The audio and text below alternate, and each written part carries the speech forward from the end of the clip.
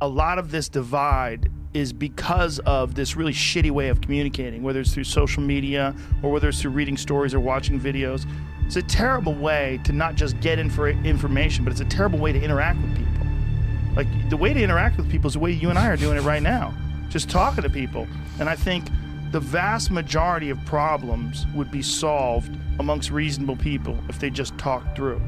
They just talk, try to figure out, hey man, I didn't like that you did this.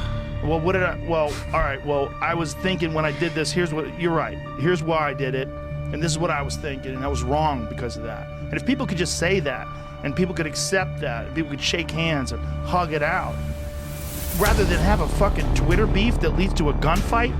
I mean, literally, that's the way we exchange information with each other back and forth through social media is the absolute worst way people can talk. You're not looking at each other. You don't get any social cues. You don't feel any empathy towards that person. You're not in front of them. You're not there. And you're looking to see how many people agree or disagree, who's liking or disliking, because it's a public thing, right? I spent my adult life trying to train humans to not get emotional in pressure situations. Why? Because it's gonna end up bad every single time. Every single time.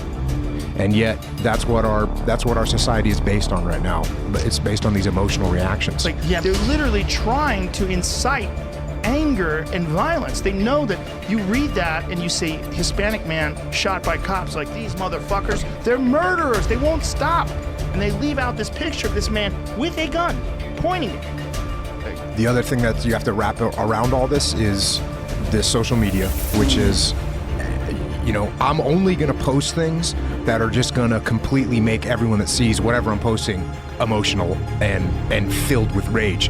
Whether you're on the left or you're on the right, my goal is to enrage people. That's the goal. And then that just gets spun up over and over. So you're taking all these little incidents and you're multiplying them times thousands and thousands of views. Yeah. So, and then on top of that, mainstream media is the same thing, right? It's not like there's this huge difference between what the mainstream media shows and what social media. It's both emotional media, just trying to make people emotional, which is the worst possible thing.